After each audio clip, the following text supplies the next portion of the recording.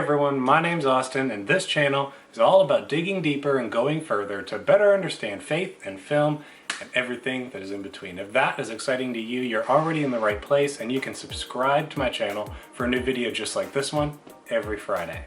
It is the end of the month, which means we are on to another one of my favorite videos to make, a haul and watched video.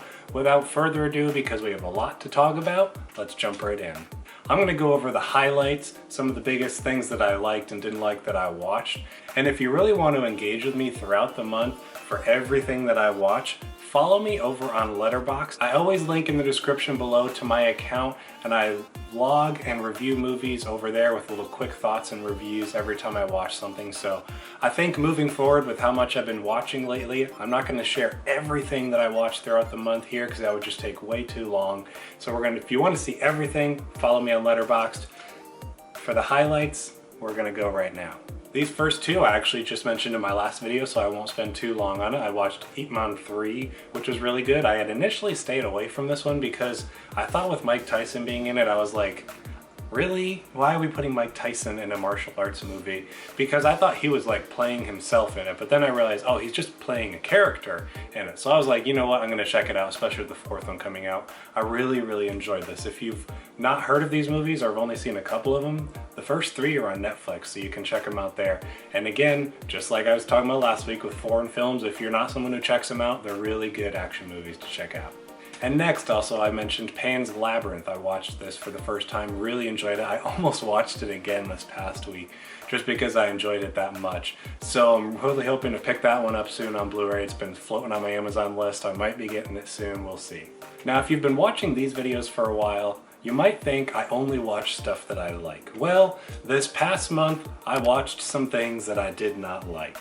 And so let's talk about those really quick. If you remember in my complete collection video and one of my hauls a little ways back, I got A Walk Among the Tombstones with Liam Neeson, and I watched that one, really didn't care for it. I thought it was really dark, and sadistic's not the right word, but there's some really dark stuff in there that I didn't care for as much. Liam Neeson was good and he was a really interesting character, but the overall story just kind of rubbed me wrong. And so that's one that I didn't enjoy. Another movie I did not like as much is Hereditary. I watched this one because it's on Amazon Prime and I heard it was a really good one. I checked it out. It's very well made and I can respect that, and I respect the filmmaker, but going towards the end and the direction he took of really tapping into a lot of things to do with hell and demons and all that kind of stuff really didn't work for me. And that's more of my personal taste, being a Christian, to try and not really look into that stuff as much. So I didn't know that's where the movie was going, so I wanted to see how the movie was going to end because it's a really interesting story. But once we got there, it didn't work for me. Some other good movies that I watched Alien Covenant. I had not seen this since it came out in the theaters, and I enjoyed it when it came out. My brother and I went to go see it together, and he and I have been talking the past few months of like, yeah, we really need to watch this movie again because we liked it, and some people don't like it, so we were like, I want to see it again to kind of get my fresh take on it. So I watched it last weekend and really enjoyed it just as much as I did the first time. Any movie Ridley Scott makes, whether it's good or bad, is gonna look gorgeous, but in this case, it was also a good movie. Really good continuation of the Prometheus storyline with that of the robot android David and all that kind of stuff. I've been talking about this one for a while, so one movie that I watched from last year I never got to because it was a really limited release, 1917. Holy crap, I loved this movie. Both my wife and I went to go see it. We double dated with a couple of friends of ours, and we all loved the movie. The story was good, the characters were well written, and the overall filmmaking style was incredible, and at times I had no idea how they accomplished certain shots and angles, that kind of stuff. Very much enjoyed this. If you've not seen this one yet, I highly recommend going out to see it. It's worth seeing in the theater. Another movie from last year that I watched is X-Men Dark Phoenix. This was another one last weekend. I had most of last weekend to myself, so I watched like 5 movies last weekend. My wife was out and about, so I watched X-Men Dark Phoenix. I can understand why people didn't like it, but I have a special place in my heart for the X-Men movies. They were some of the first superhero movies I really got into, so the whole franchise has a special place in my heart, and I don't think the movie was really bad.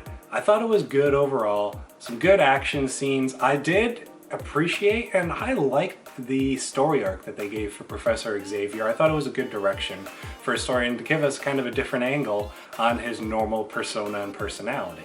I will say there's one shot after the scene, this is a spoiler, if you care, don't listen to this next few seconds.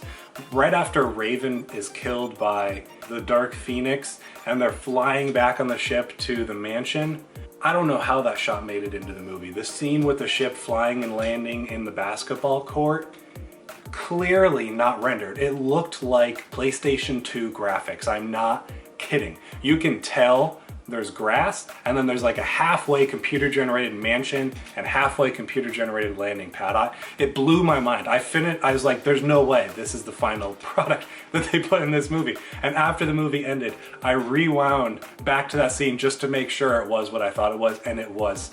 I can't believe that shot made it into the movie. Besides that point, I enjoyed it. It's not that bad. It's okay.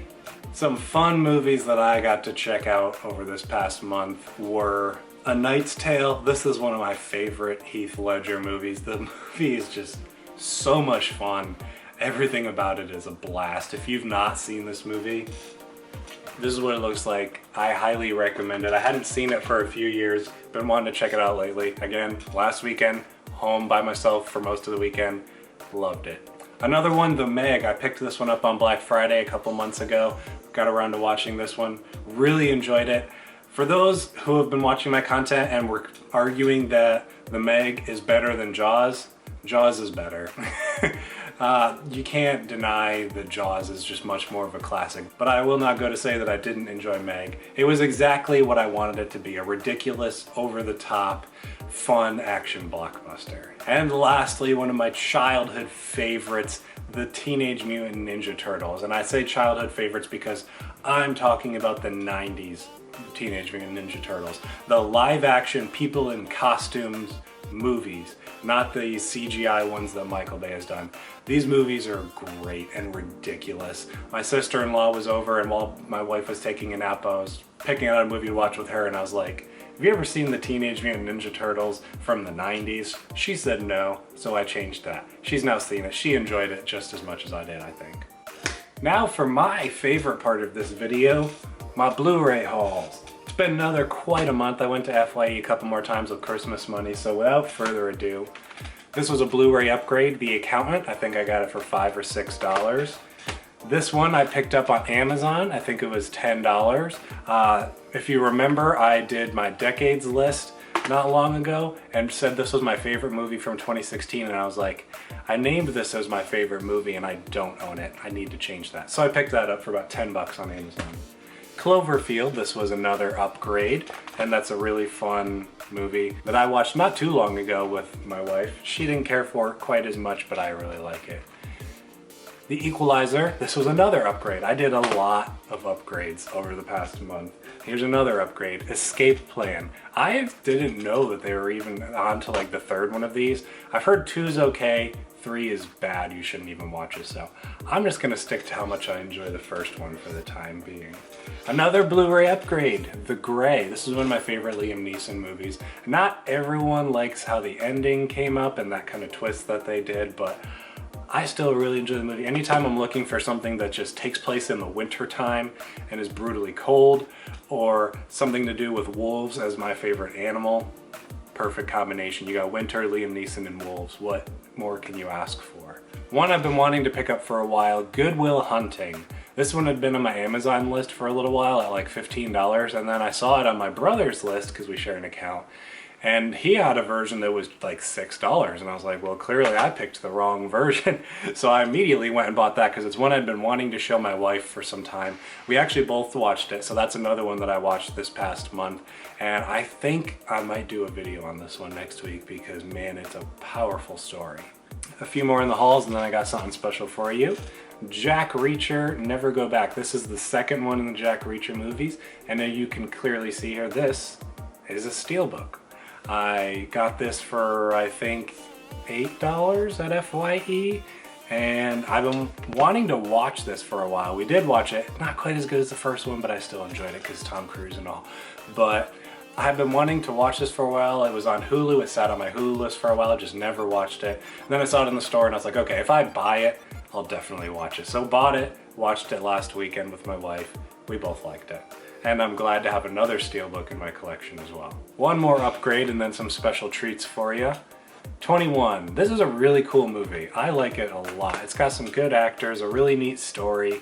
It's one that my wife and I both enjoy watching. I've been meaning to go back to that one again. So now that I have it on Blu-ray, I think we have a good excuse. Some really cool pickups from the past month.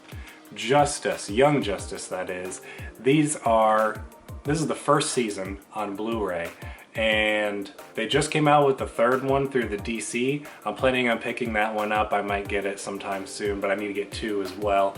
And this is one of my favorite series. It's kind of like the Teen Titans, but what this has over Teen Titans is more of a consistent overarching story and a goal from beginning to end, where Teen Titans was back in the day before that kind of stuff mattered as much in your TV show, and it was more like Monster of the Week type stuff.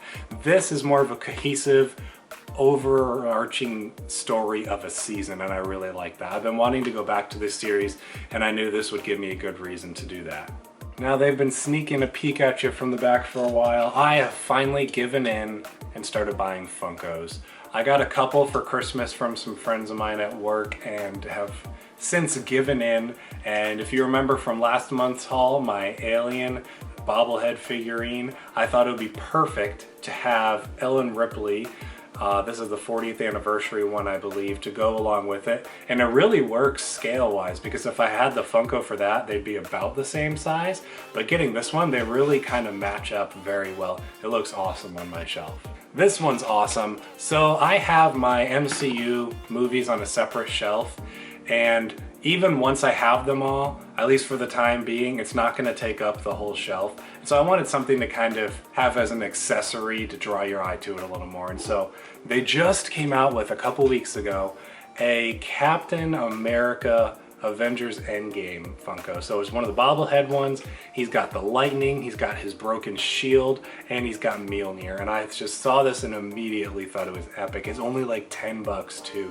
So I've since given in, and I've really enjoyed having both of these Funkos in my collection so far.